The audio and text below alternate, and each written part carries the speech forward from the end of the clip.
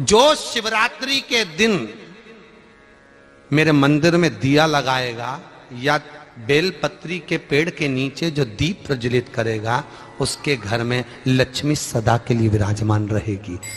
जीवन में अगर बहुत तकलीफ है, बहुत कष्ट है, आपको पहले भी कहा फिर कहते हैं, पंद्रह पड़ेगी।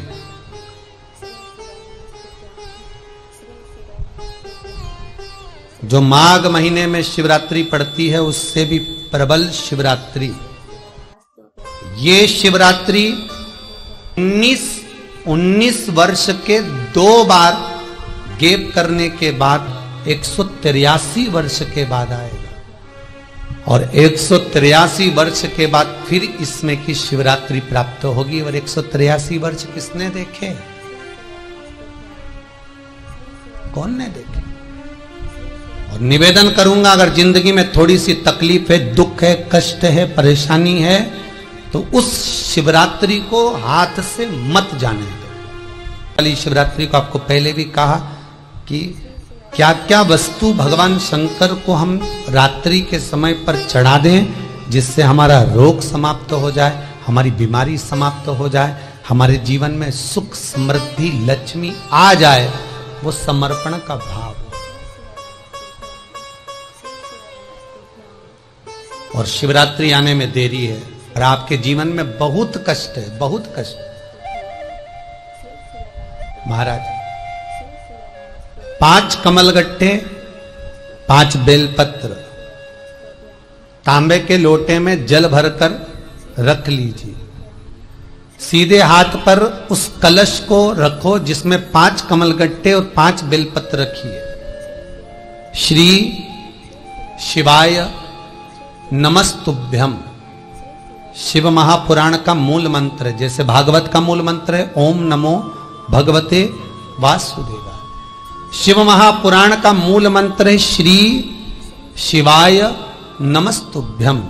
इस मंत्र का 5 बार स्मरण कर कर आपको जो तकलीफ है उसको हृदय चित्त से धरकर मस्तक से कलश को लगाकर किसी एकांतेश्वर महादेव पर, एकांतेश्वर महादेव मतलब अपने गांव से, नगर से, शहर से जो बाहर खेड़े में हो, बिल्कुल बाहर, जिस शिवलिंग पर कोई पूजन करने ना जाता हो, एकांत में बैठे हो, जंगल में बैठे हो, कहीं किसी वृक्ष के नीचे विराजमान हो, ऐसे एकांतेश्वर महादेव पर अपनी कामना कर कर वो जल समर्पित कर दो। 1 बेलपत्र, 1 कमलगट्टा उठाकर अपने घर पर लेकर आ जाओ। जो तकलीफ बहुत ज्यादा हो रही है 5 दिन में आपको मालूम पड़ जाएगा, 5 दिन में अंतर आ जाएगा। शिव का अनुमोदन करो, शंकर का स्मरण करो। महाराज ये अश्विन का जो अधिक मास है 183 वर्ष के बाद वापिस आएगा। योग, ये योग पहले मिल जाता 19 वर्ष में, पर अब मिलेगा 183 वर्ष।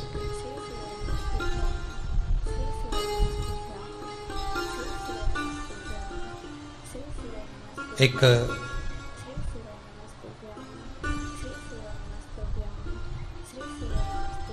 किन्हीं माता जी का एक प्रश्न था, वो ध्यान में नहीं आ रहा है वो कहां से थी, कि उन्होंने प्रश्न किया था, व्हाट्सएप पर लिखा हुआ आया था कि उनके घर में कोई बहुत ज्यादा बीमार पड़ा हुआ है और बहुत बुजुर्ग है, लगभग 90-95 साल की हैं और शरीर गल गया, शरीर में अब कीड़े पड़ रहे हैं। सिस्टर को बुलाते हैं, डॉक्टर को बुलाते हैं, तब उनको साफ करते हैं, शरीर इतना गल चुका। उसके लिए क्या करना चाहिए? एक निवेदन करूंगा, एक भगोनी में गेहूं रख लीजिए, एक पात्र में गेहूं, जो बहुत बुजुर्ग हो चुकी हैं, कीड़े पड़ रहे हैं शरीर में, आपने एकादशी दे दी, गीता जी करवा दी, पाठ करवा दिया, गौदान करवा दिया, मोक्ष करवा दिया, सब कुछ करवा दिया, तो भी मुक्ति नहीं मिल रही है, तो पात्र में गेहूं रखकर उन माता जी की सीधे हाथ की 3 उंगलियां उस गेहूं में डालकर उनका नाम और गोत्र बोलकर वो गेहूं गाय को खिला दीजिए। पात्र किसी गरीबड़े को, भिक्षुक को दे दीजिए महाराज, 3 या 4 दिन में मोक्ष प्राप्त हो जाता है। इतनी अगर भोग रही हैं तो कर सकती है।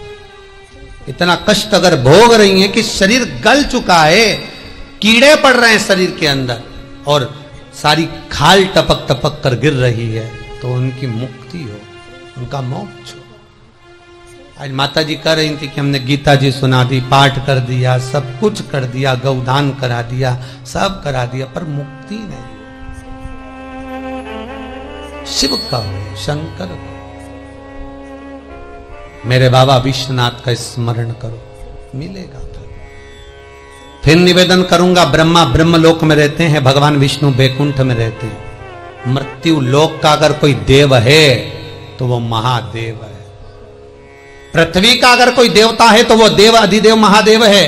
पर हमारी आदत है, हम पड़ोस की काकी आती है तो उसको प्रणाम करते हैं, मासी सास आती है तो उसको नमन करते हैं, चाची सास आती है तो उसको नमन करते हैं, और घर में सास बैठी रहती है उसको कभी नमन नहीं करते। आदत है ना हमारी। दूसरों को तो हम प्रणाम कर लेंगे पर घर की सास को नमन नहीं कर पाते। उसी तरह हम भगवान विष्णु का स्मरण कर रहे हैं, ब्रह्मा का स्मरण कर रहे हैं, सारे 33 कोटि देवताओं का स्मरण कर रहे हैं, पर भूलोक का इस देव अधिदेव महादेव का हम कितना स्मरण कर रहे हैं। हम तो भगवान शंकर के मंदिर में भी जाते हैं तो छल करते हैं।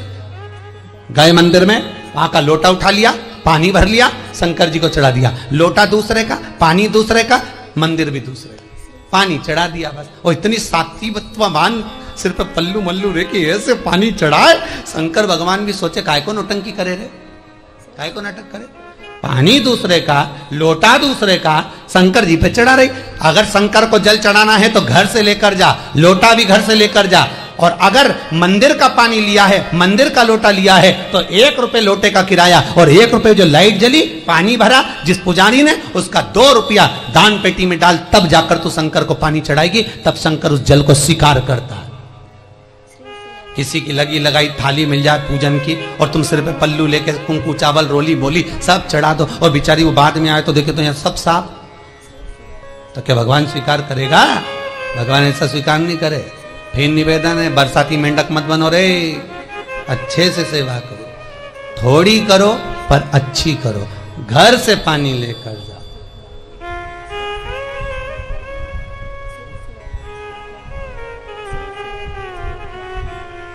कल कोतवाली चौराहे से, हमारे सीहोर के कोतवाली चौराहे से कोई बहन जी आई थी 33 मालपुआ लेके।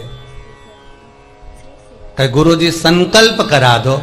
हमने कहा पानी लाओ, तो क्या तुम्हारे यहां नहीं है? हमने कहा हमारे यहां तो कुआं है, लिया। चावल लाओ, तो क्या गुरुजी पूजन मंडप में होंगे ना चावल जरा सा। हमने कहा वापिस घर जाओ, निकलो। कितनी बार भागवत सुनी, राजा बलि के दरवाजे पर वामन भगवान खड़े हैं। राजा बलि वामन भगवान से कहता है, प्रभु आपके एक हाथ में छत्र है, दूसरे हाथ में कमंडल है। तो राजा बलि कहता है आपके कमंडल का जल दे दो, मैं संकल्प छोड़ देता हूं। वामन भगवान कहते हैं राजन, अगर मेरे कमंडल का जल लेकर तू संकल्प छोड़ेगा तो वो संकल्प मान्य नहीं होगा, तुझे स्वीकृत नहीं होगा। किसी की लगी लगाई थाली में से कुंकू चावल चढ़ा दोगे तो कुछ मिलना है क्या? अरे बोलो तो।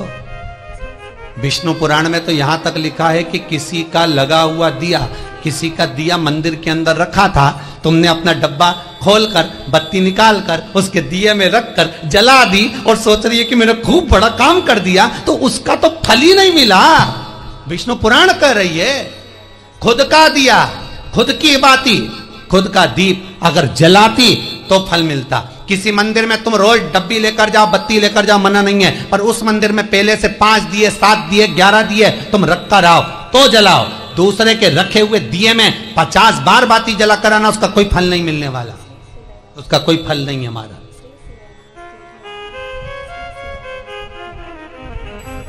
खुद का जल लेकर जाओगे, खुद का लोटा लेकर जाओगे तो फल। यहाँ तो स्वयं भागवत कह रही है, राजा बलि के सामने वामन भगवान कहते हैं, राजन तेरे कमंडल को लेकर आ, उससे संकल्प छोड़, अगर मेरे जल का संकल्प छोड़ेगा तो उसका कोई फल नहीं मिलने वाला। राजा बलि अंदर गया, जाकर भी उसने कर्म बेकार कर दिया। राजा बलि ने क्या, कमंडल लाना था खुद का, उठा लाया शुक्राचार्य जी का। शुक्राचार्य जी का कमंडल उठाकर लाया, इसलिए शुक्राचार्य जी कमंडल के अंदर जाकर बैठ गए, एक आंख लगाकर देखते रहे, जल बाहर नहीं निकलने दिया शुक्राचार्य जी ने कि मेरे कमंडल का जल कैसे निकल जाए भला।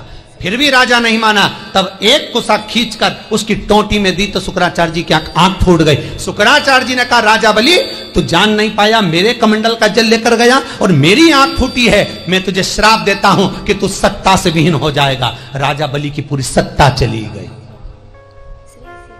पूरी सत्ता मात्र कमंडल के जल के कारण चलेगी। तो आप अगर दान करने जा रहे हो, आप कन्यादान करने जा रहे हो, आप गौ दान करने जा रहे हो, आप वस्त्र दान करने जा रहे हो, आप मालपुए का दान करने जा रहे हो, आप स्वर्ण दान करने जा रहे हो, तो जल चावल आपका होना चाहिए, संकल्प आपका होना चाहिए, दूसरे का नहीं। इसलिए नैमिषारण्य में जो 108 शिव महापुराण की पोथी बिठाई, तो वहां जो संकल्प छूटा आपके घरों में छुड़वाया, घर के अंदर। और 15 अक्टूबर को जो शिवरात्रि का उत्सव रात्रि को 9:20 से 10:20 पर इसी टीवी चैनल पर जो हम कराएंगे, उसका संकल्प आप अपने घर में बैठकर छोड़ना, यहां नहीं, अपने घर में।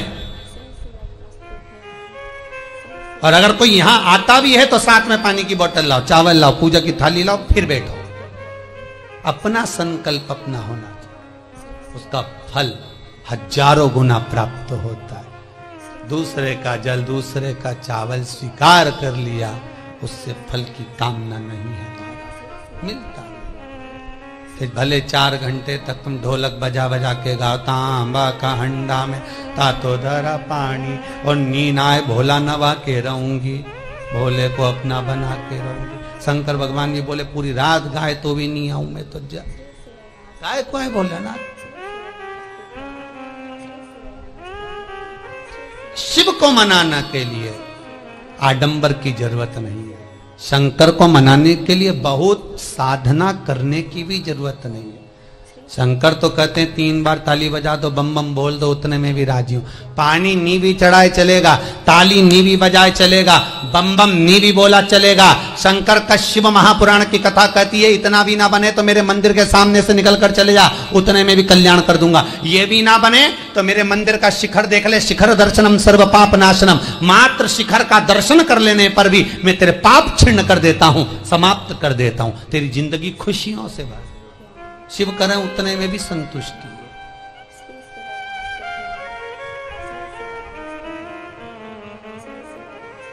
उतने में भी संतुष्टि।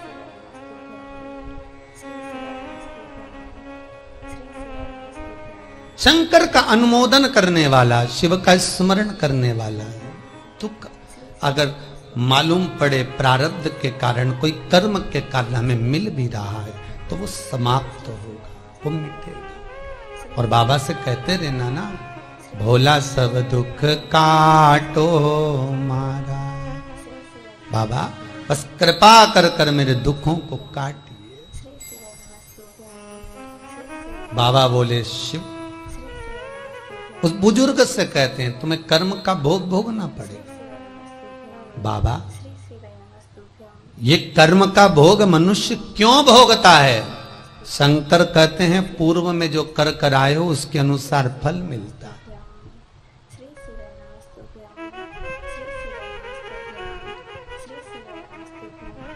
अभी 2 दिन पहले की कथा याद करो, कथा में कहा था खूब भगवान ने धन दे दिया, जिसके घर में 10-10 नौकर लगे और घर का मालिक इतना चड्डा पहनकर, टी-शर्ट पहनकर कुत्ते को छीछी करा रहा है। कथा में कहा था कि नहीं कहा था? तो किसी ने प्रश्न किया था, गुरुदेव इनके घर में 10-10 नौकर लगे, इनके घर के बच्चों को तो नौकरानियां पाल रही, दासियां पाल रही, और सेठ जी अच्छा चड्डा पहन के, टी-शर्ट पहन के कुत्ते को छीछी करा रहा, तो ये कहीं लिखा? अरे गरुड़ पुराण उठाकर देखो ना, ये भी कर्म का भोग है, कि तेरे घर में 10 नौकर काम कर रहे हैं और कुत्ते को छींची मॉर्निंग वॉक में तू करा रहा है।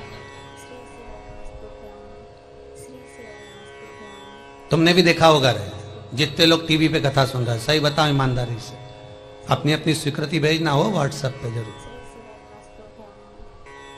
देखा होगा कि नहीं देखो, सुबह सुबह लोग कुत्ता इतनी शान से घुमाए, कुत्ता इनंग जाए तो वो इनंग, कुत्ता उधर जाए तो वो उधर। हमें ये समझ में नहीं आया कि ये कुत्ते को घुमा रहा है कि कुत्ता इसे घुमा रहा है। वो इधर जाए उधर, उधर जाए उधर, उधर कहां। इसलिए निवेदन, मत बुरे कर्म कर बंदे वरना पछताएगा, भगवान की आंखों से तू बच नहीं पाएगा, तू बच नहीं पाएगा। कर्म का भोग भोगना पड़सी पड़ेगा, चाहे रो के भोगो चाहे हंस के भोगो।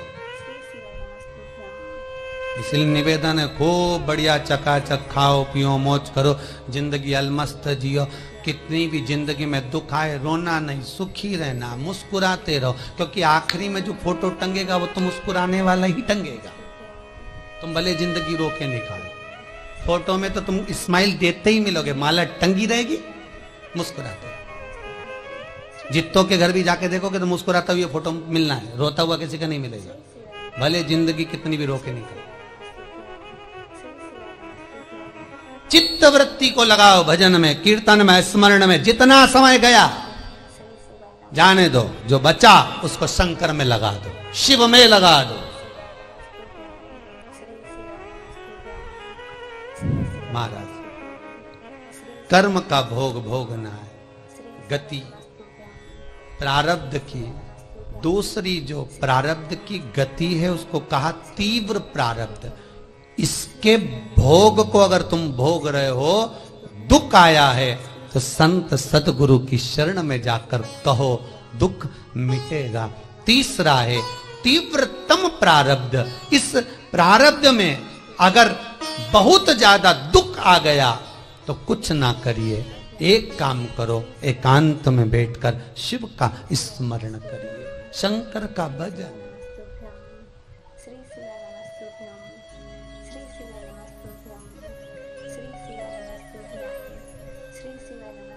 बटकेश्वर महादेव और पिपलेश्वर महादेव,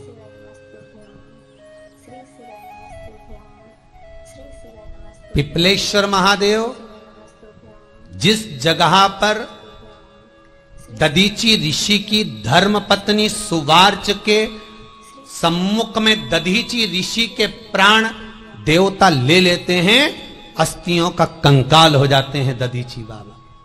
उनकी धर्म पत्नी रोती हुई अपने पेट पर पत्थर मारती है गर्भ को नष्ट करने के लिए। वहां शंकर भगवान प्रकट होते हैं पीपल के पेड़ के नीचे। शिव जी का नाम पिपलेश्वर महादेव हुआ। जो बालक पीपल के पेड़ के नीचे जन्मा उसका नाम पिपलाद हुआ। दो महादेव अपनी पुस्तिका में लिख कर रख लो, एक बटकेश्वर महादेव और एक पिपलेश्वर महादेव। अदालत में कोई कार्रवाई चल रही है, अदालत में कोई केस चल रहा है, अदालत में कोई बात चल रही है, नहीं जीत मिल रही, नहीं विजय मिल रही, हार गए, पेशियां लगा लगा कर एक बार बड़ के पेड़ के नीचे बालू मिट्टी का शिवलिंग बनाकर उसकी पूजन करो। पूजन अर्चना कर कर दही 3 चम्मच नाम लेकर चढ़ाओ जिसके साथ केस चल रहा है, और 3 चम्मच दही चढ़ाकर उस दही को उठा लो और रुमाल पर उसके छापे लगा लो, सफेद रुमाल पर भगवान शंकर की पूजा अर्चना कर कर जल में विसर्जन कर दो बटकेश्वर महादेव का नाम लेकर, और उस रुमाल को घड़ी बनाकर रख लो। अगली पेशी जब हो उसको साथ लेकर जाओ, केस जल्दी निपटेगा, विजय प्राप्त होगी। मात्र 3 सोमवार करिए बटकेश्वर का स्मरण। उसी तरह पिपलेश्वर महादेव, कितनी भी बड़ी जिंदगी में रोग हो, चाहे कैंसर जैसा हो, लीवर हो, किडनी हो, कितना भी बड़ा रोग हो, भगवान पिपलेश्वर महादेव का स्मरण करिए। पीपल के पेड़ के नीचे शंकर भगवान के शिवलिंग का निर्माण कर कर उसकी पूजन अर्चना करिए, उस पर शहद चढ़ाइए।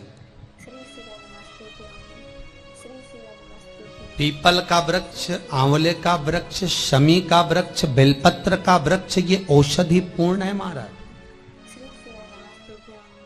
डॉक्टर ने कह दिया डायलिसिस कराना जरूरी है, तो एक बार इस शिव महापुराण का उपाय जरूर करना। डायलिसिस कराने से पहले 5 छोटे छोटे पीपल के पत्ते लेना, शंकर जी का शिवलिंग का निर्माण पीपल के पेड़ के नीचे करना, मट्टी का पार्थिव शिवलिंग निर्माण कर कर उसकी पूजन कर कर बेलपत्री 5 चढ़ाकर 5 पीपल के पत्ते 5 शमी के पत्ते शंकर पर चढ़ा देना, आरती पूजन करना। शमी का पत्ता बेलपत्र छोड़कर 5 पीपल के पत्ते उठा लेना। जिस व्यक्ति को डायलिसिस का बोला है उस व्यक्ति को 5 पत्ते पीस कर छान कर पिला देना। 3 दिन बाद फिर जाकर डॉक्टर को चेक करवाना, डॉक्टर डायलिसिस का मना कर देगा, लीवर किडनी अपना काम करना प्रारंभ कर देगा। पिपलेश्वर महादेव की पूजन, पीपल के पत्ते की औषधि जीवन का सुख दे जाती है। तो पिपलेश्वर महादेव सहज नहीं है महाराज। कितना विचित्र वर्णन है, प्रैक्टिकल जरूर करना। सीओर वाला महाराज कहीं झूठ तो नहीं बोल रहा, और व्हाट्सएप पे लिखकर भी भेजना करा कि नहीं करा, क्योंकि शिव महापुराण की लेखनी है। वेद व्यास जी महाराज वर्णन करे, गलत नहीं कर सकते। किसी को बहुत खून निकल रहा है, बहुत एक्सीडेंट हो गया, खून पर खून निकल रहा है, उसको अगर होश है और वो होश में है तो 5 पीपल के पत्ते किसी भी वृक्ष के तोड़कर पिपलेश्वर महादेव का नाम लगकर उसको खिला दो, चबा चबा कर, उसी समय खून निकलना बंद हो जाए, रक्त बंद। पिपलेश्वर महादेव का मात्र स्मरण ही सुख दे जाता है, आनंद की अनुभूति करा देता है।